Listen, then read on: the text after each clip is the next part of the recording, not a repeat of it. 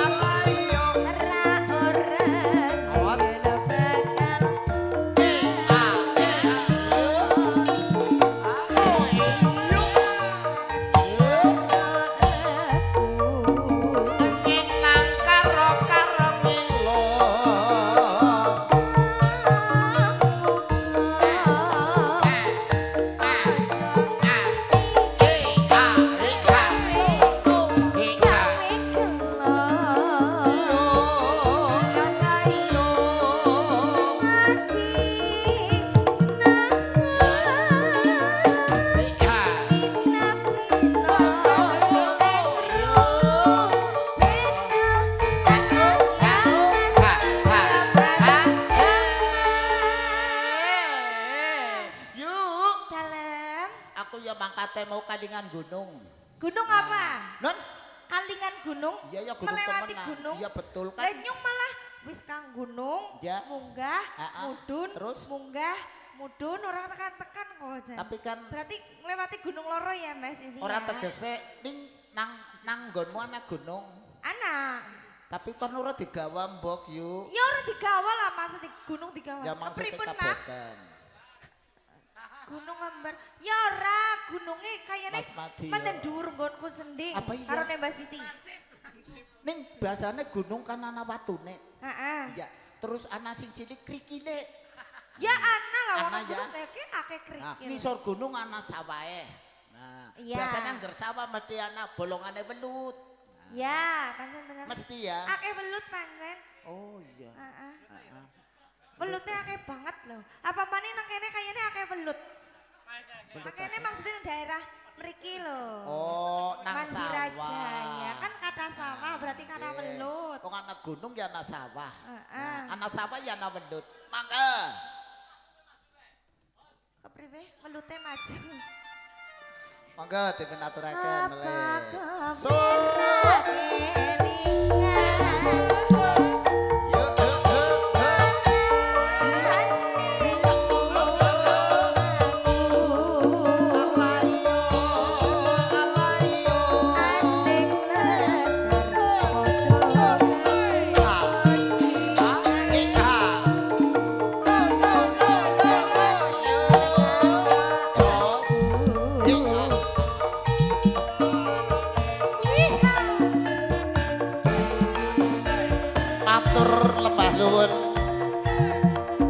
Katur ingkang habangu katimipun Bapak Saponso Ibu Yati lan ugi sedaya kemawon saking tamu lan kanca-kanca dulur wonten ing Taman Diraja sesarengan Nyung Arista kasih nguyung Lista Audio hagaturaken melakukan wonten bocah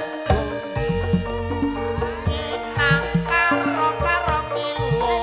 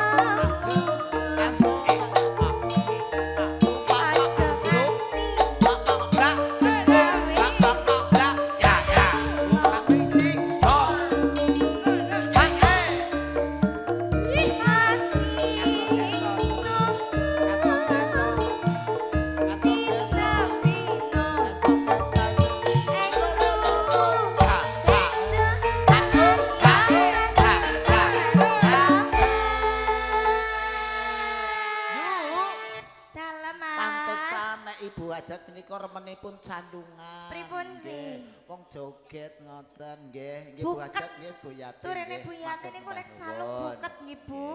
Ibarat sambel kaya anak asine, Nah. anak pedese. Wah, Terus anak guriye. anak gurih jadi mantep kados Mergane niku. anu disogi micin dadi sambele kuwi kolaborasi dadi rasane terus anak jelantai ngerti apa ora yu jelantai? Ngerti, yo? ngerti. Oh, jarku mbok ora. Yang ngerti lah nyong kan tukang masak kok. Oh, apa iya? Ya iya wong wadon. Wah. Ah. Kayak ngapa ki Lah ngono iki Dek? piye? Masakanku kira-kira enak apa ora carane Kang? Nyawang tok bae enak apa maning masakane.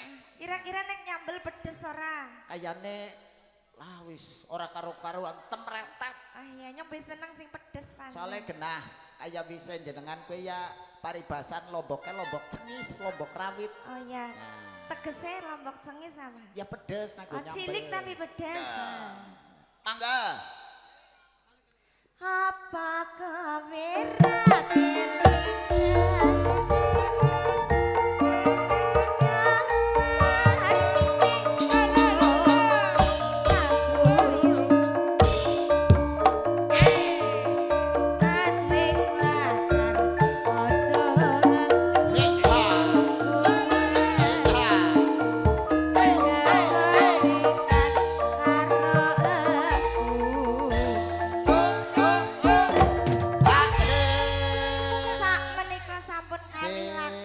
Sampun Ibu minangkani Yati. pamulutan saking Ibu Yati, sampun sampun Ibu Saipul Yati. Hajat nggih.